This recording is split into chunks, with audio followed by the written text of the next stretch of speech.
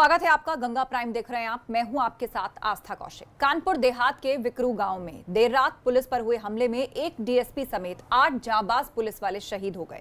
लेकिन इस घटना को अंजाम देने वालों की पहुंच शायद बहुत दूर तक थी। कहा जा रहा है कि रात के 12 बजे थाने में एक फोन कॉल आया। फोन कॉल पर कुख्यात विकास को पकड़ने की बात हो रही थी। फोन के बाद फोर्स इकट्ठा होती है। फिर करीब 1 घंटे बाद पुलिस की टीम बिकरू गांव में विकास के किला नुमा घर पर पहुंचती है। लेकिन यहां विकास दुबे के गुंडों ने रास्ता रोक रखा था। यह सब कुछ जैसे एक योजना के मुताबिक था, मानो बदमाशों को पहले से ही पुलिस के बारे में खबर मिल चुकी हो। पुलिस जब तक समझ पाती शायद देर हो चुकी थी और बदमाश पुलिस वालों से आगे की सोच कर बैठे थे। पुलिस ने जैसे ही अपने शिकार को दबोचने के लिए उस दरवाजे पर दस्तक दी, चारों तरफ से अत्याधुनिक हथियारों से ताबड़तोड़ फायरिंग शुरू हो जाती है। पुलिस अचानक हुए इस हमले से जब तक संभलती तब तक उसके कई जांबाज शहीद हो चुके थे, जबकि कई पुलिस वालों ने पास रखे भूसे के ढेर में कूदकर अपनी जान बचाई।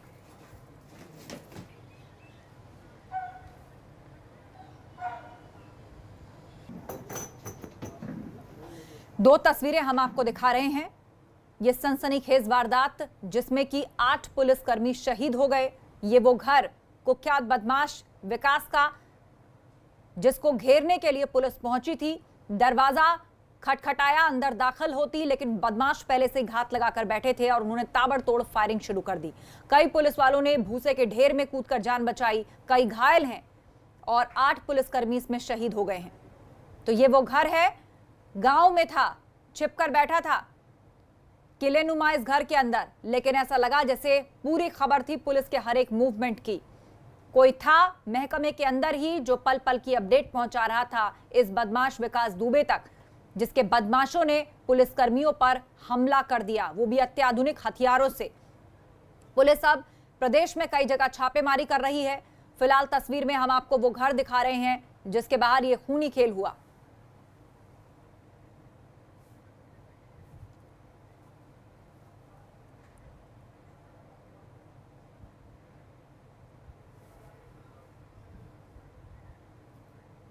और अब एक बड़ी खबर हम आपको बता दें। इस वक्त दिल्ली एनसीआर में भूकंप के झटके महसूस किए गए हैं। दिल्ली एनसीआर में भूकंप आया है, बड़ी खबर हम आपको बता दें।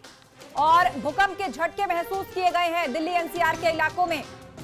तो लगातार एक के बाद एक कई भूकंप पिछले दिनों आ चुके हैं और ताजा झटके अभी कुछ देर पहले ही महसूस किए गए हैं। दिल्ली एनसीआर इलाके में भूकंप के झटके लोगों ने महसूस किए हैं। बड़ी खबर इस वक्त की हम आपको बता रहे हैं। दिल्ली एनसीआर में भूकंप आया है।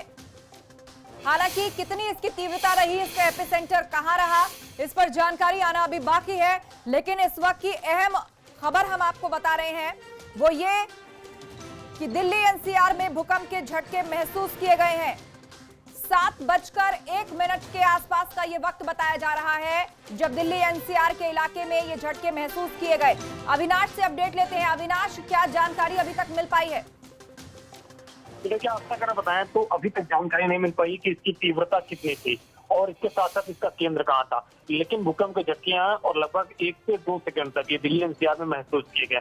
अभी इस प्रकार से अगर बात करें, दिल्ली एनसीआर में पिछले महीने भी कई बार भूकंप आए थे और अभी बात करें तो कल भी रोहतक केंद्र था और दिल्ली एनसीआर में हल्के झटके हुए थे जो कि लोगों ने महसूस नहीं किया। लेकिन लगातार अगर हम बात करें तो पिछले 1.5 से 2 महीने में 10 से 20 बार ये जो है भूकंप के झटके लग चुके हैं लोगों को। और इसी तरीके लगातार रोहतक कभी केंद्र रहता है, कभी दिल्ली के पास केंद्र रहता है या फिर कभी मथुरा केंद्र रहता है।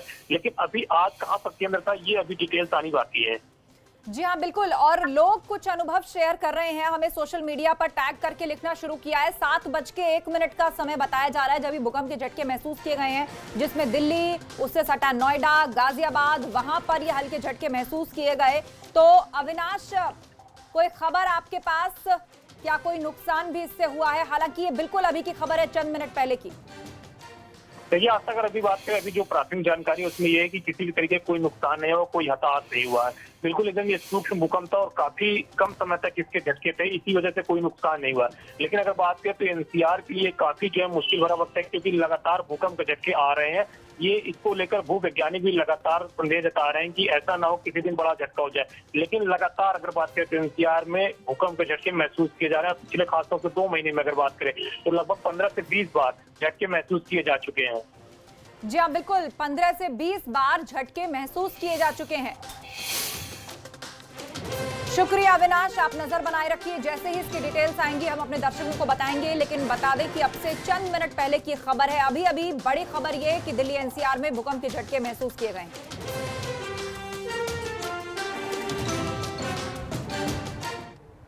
और अब बात आज की बड़ी खबर की। 90 के दशक में छोटा मोटा अपराध करने वाला आखिर कैसे बन गया हिस्ट्री शीटर विकास दुबे? आखिर क्या वजह रही विकास दुबे एक के बाद एक बड़े अपराधों को अंजाम देता रहा और पुलिस तक उसका कुछ नहीं बिगाड़ पाई? आखिर विकास दुबे किसकी सरपरस्ती में इतना शातिर और कुख्यात हो गया? देखिए ये रिपोर्ट।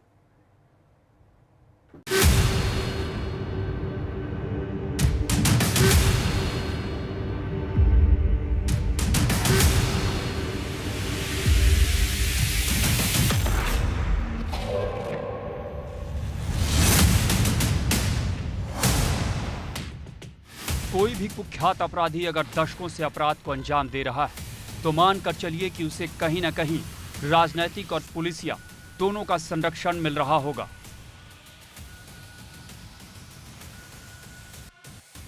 हिस्ट्री शीटर विकास दुबे के मामले में भी ऐसा ही माना जा सकता है। विकास दुबे के अपराध की चर्चा आज उत्तर प्रदेश ही नहीं देश भर में हो रही है। विकास ने 90 के दशक में अपराध की दुनिया में कदम रखा। कहा जाता है कि एक के बाद एक अपराध को अंजाम देते रहने के दौरान उसे एक पूर्व विधायक का संरक्षण मिला। फिर तो उसके हौसले और बुलंद हो गए। कानपुर का सफेदपोश अपराधी विकास दुबे शुरू से ही राजनीति में जाना चाहता था। वो विधायक बनना चाहता था। यही वजह थी कि पहले छोटे छोटे अपराध करते हुए उसने नेताओं से ऐसा गठजोड़ बनाया कि धीरे धीरे वो इतना बड़ा अपराधी हो गया। 1990 में उसने अपराध की दुनिया में कदम रखा। तमाम मामले दर्ज होते गए, लेकिन कभी भी उसने कानून की परवाह नहीं की, क्योंकि जो पार्टी सत्ता में आती वो उसका करीबी हो जाता था और अपने हर गुनाह को वो नेता पुलिस गठजोड़ के जरिए छुपा लेता था। उत्तर प्रदेश की राजनीति में तब दल बदल से लेकर तमाम सियासी उतार चढ़ाव चरम पर था। इसी दौरान विकास दुबे को भाजपा के एक नेता का संरक्षण क्या मिला, उसकी सरपरस्ती में उसने तेजी से अपना रसूख बढ़ाना शुरू कर दिया। लेकिन इसी बीच इस भाजपा नेता ने बसपा का दामन थामा तो विकास की पकड़ बसपा में भी होने लगी।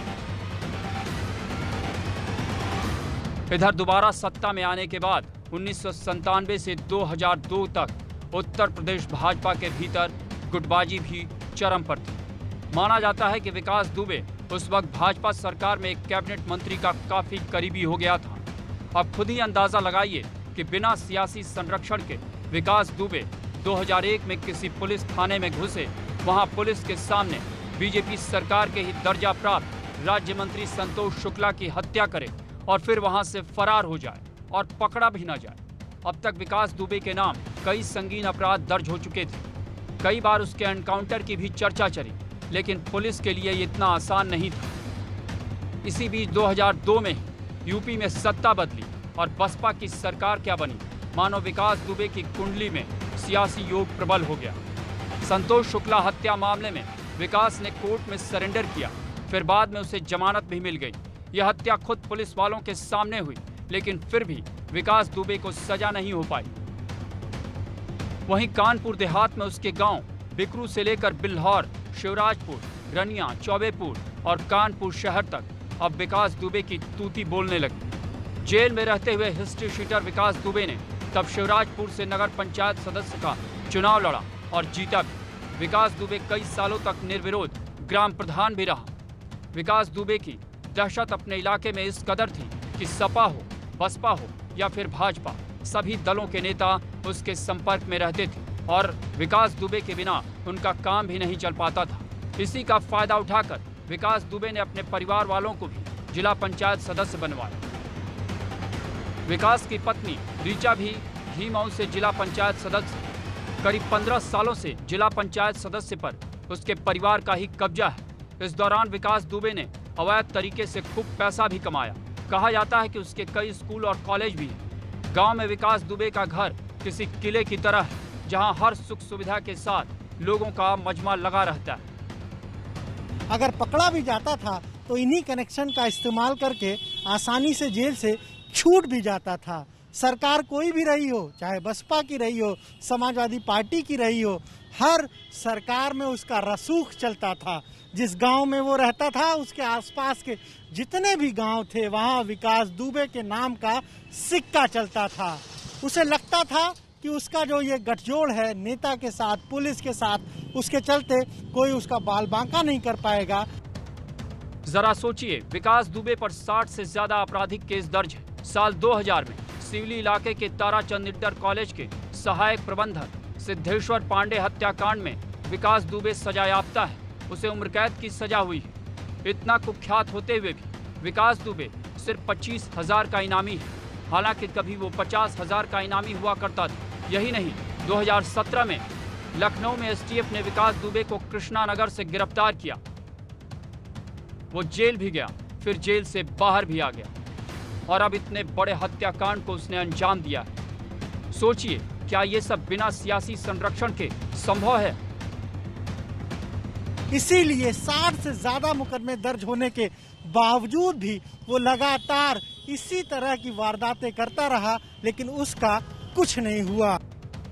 कोई भी अपराधी, चाहे वो कितना ही कुख्यात क्यों ना हो, फिर भी वो इतना दुस्साहसी कैसे हो सकता है कि वो आमने सामने पुलिस फोर्स से भिड़ जाने का दुस्साहस करे और हमले में 8 पुलिस के जाबाज शहीद भी हो जाएं, जिसमें एक डीएसपी रैंक का अफसर भी। ऐसे में सवाल यही कि मामला चाहे हिस्ट्री शीटर विकास दुबे का हो या किसी और का, ये भस्मासुर की तरह है और जो इन्हें संरक्षण देता है ये उसे भी नुकसान पहुंचाने से कभी परहेज नहीं करते। यानी अब वक्त आ गया है कि इनका खात्मा किसी भी कीमत पर होना ही चाहिए। कल देर रात जब कानपुर पुलिस उसके घर दबिश देने पहुंची तो वो किस तरीके से बेखौफ घर में बैठा था। सारे इंतजाम कर रखे थे पुलिस से निपटने के। अंधाधुंध फायरिंग करता है पुलिस वालों पर, जिसमें 8 पुलिस वाले शहीद हो जाते हैं। कैमरा से पंकज निगम के साथ अनुभव शुक्ला, एबीपी गंगा, लखनऊ। तो हिस्ट्री शीटर विकास दुबे और उसके गुंडों की ओर से पुलिस पर हमले और एक डीएसपी समेत 8 पुलिस वालों की हत्या के बाद अब सियासत गरमा गई है। सभी पार्टियां एक दूसरे पर विकास दुबे को सियासी संरक्षण देने का आरोप लगा रही हैं। देखिए ये रिपोर्ट।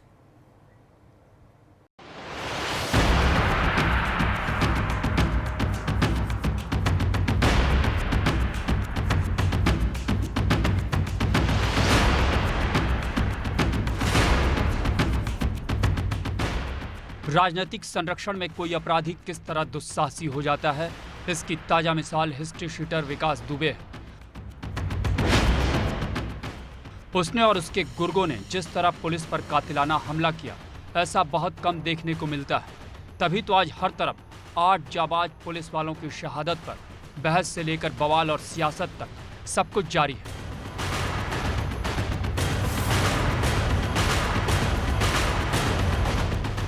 समाजवादी पार्टी और कांग्रेस ने इस हत्याकांड को लेकर सरकार के खिलाफ मोर्चा खोल दिया है। वाराणसी समेत कई जगहों पर सपा नेता और कार्यकर्ता सड़कों पर उतरकर विरोध प्रदर्शन कर रहे हैं, जबकि अखिलेश यादव ने ट्वीट कर सरकार पर प्रहार किया है। अखिलेश ने लिखा, उत्तर प्रदेश की भाजपा सरकार अपनी पोल पट्टी खुलने के डर से आनन फानन में मुख्य अपराधी को न पकड़कर छोटी मोटी मुठभेड़ दिखाने का नाटक करवा रही है। इससे पुलिसकर्मियों का मनोबल और गिरेगा और पुलिस का आक्रोश भी बढ़ेगा। वहीं दूसरे नेता भी सरकार पर निशाना साधने में पीछे नहीं रहे। तो शहीदों को हम लोग नमन करते हैं और भगवान से प्रार्थना करते हैं कि जो घायल सिपाही हैं वो जल्द स्वस्थ हों। लेकिन सरकार अब जुमला बोलना बंद कर दे, क्योंकि योगी जी कह रहे थे उत्तर प्रदेश में अपराधी नहीं है, या तो भाग गए या जेल में हैं। तो ये जो सत्ता संरक्षित अपराधी हैं, इनसे कौन बचाएगा?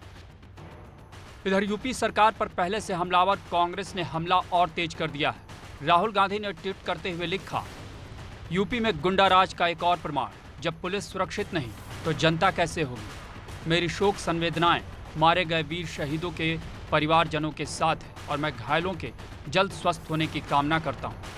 वहीं कांग्रेस महासचिव और राहुल की बहन प्रियंका गांधी ने भी ट्वीट किया। प्रियंका ने लिखा, यूपी पुलिस के इन शहीदों के परिजनों के साथ मेरी शोक संवेदनाएं। यूपी में कानून व्यवस्था बेहद बिगड़ चुकी है, अपराधी बेखौफ है। जबकि कांग्रेस नेताओं का भी कहना है कि प्रदेश में भय का माहौल है।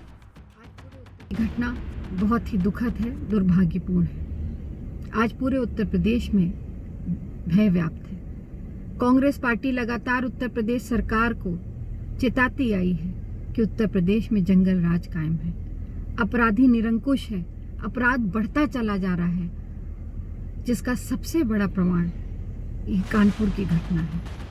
वहीं बसपा अध्यक्ष मायावती का सरकार के प्रति नरम रुख कायम। उन्होंने ट्वीट कर लिखा, कानपुर में शातिर अपराधियों द्वारा एक भिड़ंत में डिप्टी एसपी सहित 8 पुलिसकर्मियों की मौत व 7 अन्य के घायल होने की घटना अति दुखद, शर्मनाक व दुर्भाग्यपूर्ण है। स्पष्ट है कि यूपी सरकार को खासकर कानून व्यवस्था के मामले में और भी अधिक चुस्त व दुरुस्त होने की जरूरत है। इस सनसनीखेज घटना के लिए अपराधियों को सरकार को किसी भी कीमत पर छोड़ना नहीं चाहिए, चाहे इसके लिए विशेष अभियान चलाने की जरूरत क्यों न पड़े। वहीं भाजपा सरकार में कैबिनेट मंत्री और प्रवक्ता सिद्धार्थनाथ सिंह बसपा के बजाय समाजवादी पार्टी पर निशाना साधते दिखे। उन्होंने कहा कि जिन पार्टियों ने ऐसे अपराधियों को पाला पोसा, आज वही हमसे सवाल पूछ रहे हैं। सर, कानपुर में 8 पुलिसकर्मी शहीद हो गए, बदमाश को पकड़ने गए थे। नहीं, देखिए, जो पुलिस को कानून को काम करना, वो अपना काम कर रही है, लेकिन जो प्रश्न उठाना चाहते हैं, उसको राजनीतिक मोड़ देना चाहते हैं, वो समाजवादी पार्टी को तो पहले साफ करना पड़ेगा कि ये जो लोग हैं ये आपसे क्या संबंध रखते हैं। जिला पंचायत का आप चुनाव लड़वाओ, पालो पोसो आप, क्रिमिनल्स को आप भरो, और फिर हमसे प्रश्न पूछोगे तो फिर जो कानून है, कानून को अपना काम करना पड़ेगा और कड़ाई से करेंगे। मैं पहले समाजवादी पार्टी को जवाब देना चाहिए, आपका उसकी धर्मपत्नी और उससे दुबे से क्या संबंध है, इसका जवाब देना चाहिए। बहरहाल भाजपा नेता भले ही आज विकास दुबे का जिक्र आने पर सपा बसपा या कहें तो विपक्ष से सवाल पूछ रहे हों, लेकिन उन्हें ये भी समझना चाहिए कि विकास दुबे को कभी बीजेपी के कुछ बड़े नेताओं का भी संरक्षण मिला हुआ था और उसी वक्त विकास दुबे के पर निकले थे। हालांकि सपा हो या बसपा, विकास दुबे ने सबका और इन दलों के नेताओं ने विकास का अपने अपने हिसाब से इस्तेमाल किया। और अब भी पुलिस उसके घर पहुंची तो आखिर किसने मुखबिरी की। वैसे भी कहते हैं सियासत में सब कुछ करते हुए भी कुछ नहीं करने का दावा किया जाता है, खासकर जब मामला सियासत और अपराधों के संबंध का हो।